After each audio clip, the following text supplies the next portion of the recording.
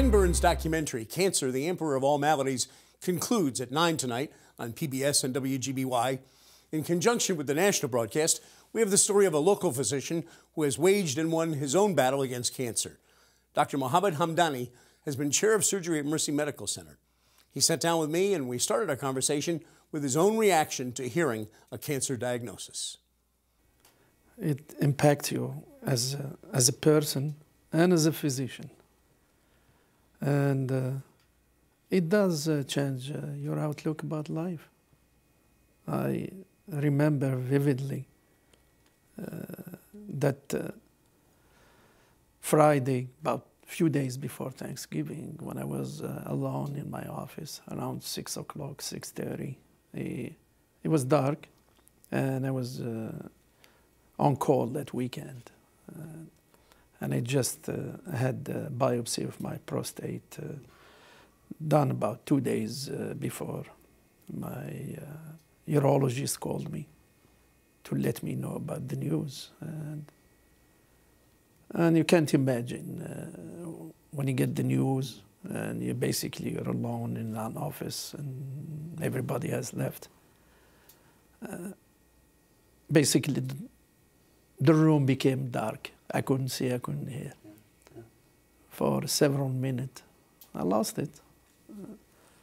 And after a few minutes, I told my doctor to stop talking because I haven't heard anything of what he said. You don't, do you? After you hear those words, you have cancer. Not. You just, despite the fact that I brought news to so many people, but I had no idea this is the way it will affect the people who are listening to you. And I used to think that I was bringing the news in a very gentle way, in a very compassionate way, and I was totally wrong, completely wrong. I mean, it taught me a lesson. I wonder if it's not more difficult in some ways for a physician to hear a serious or potentially fatal illness because you immediately know, you have a better understanding from your training and your years of experience what's happening in your body, what you may face in the way of treatment and whatever may come of it. Well, yeah, when I heard the news, so many things came to my mind. Start thinking about the staging, and I asked him what was the Gleason.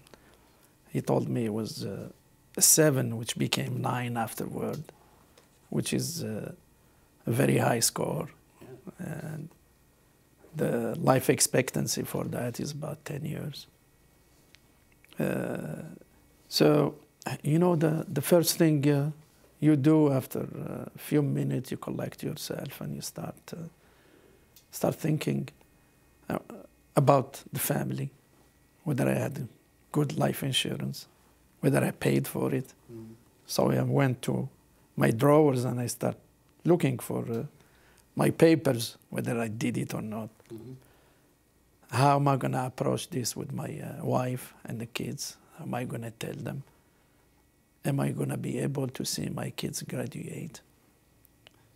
Am I going to be able to take my daughter in the aisle? All these things come to you. And then I think we're very resilient. So the thing I did, which I'm sure a lot of my patients don't have, I said, so I am a physician, and when I give news to people like this, so what do I do after that? What do I tell them what to do? Is face it. Take care of it. Otherwise, it will take care of you. And so the war began.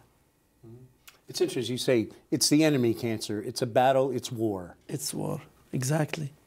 But I did learn some things that all that difficult treatment, those months of chemo and fatigue, and they were not as difficult as the time when you had to go back, live again, do your work. That's something we never thought about. just like we say at war, when we have soldiers coming back, what do? We try to send them to school or make them readjusted to their new life, rehabilitated. We don't do that about cancer people because it just, you're totally lost.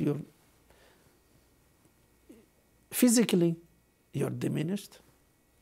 Morally, you're diminished. You don't see, although you have a lot of friends, but most of them at the beginning, they're with you, but then they have their lives. So you have lost that touch with the outside. And that's why I'm truly excited about this new program which has been introduced in several cancer centers called the STAR program, where cancer people are,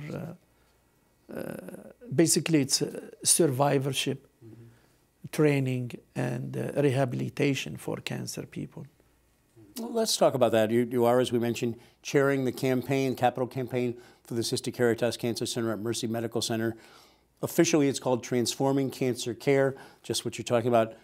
We really are in a time of great advances and new treatments and approaches to treating and fighting cancer, aren't we? Yes. This is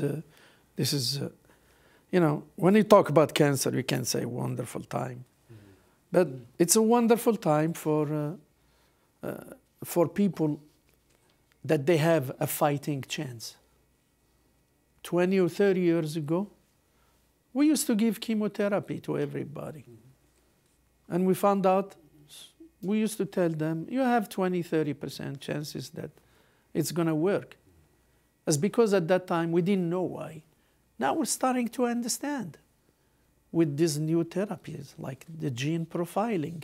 We know that some cancers have these genes. And if we find these genes in people, we might provide them with a better therapies, and we have much better understanding of this disease. And Dr. Mohamed Hamdani, thank you so much for sharing your story, your experience with us, sir. Thank you.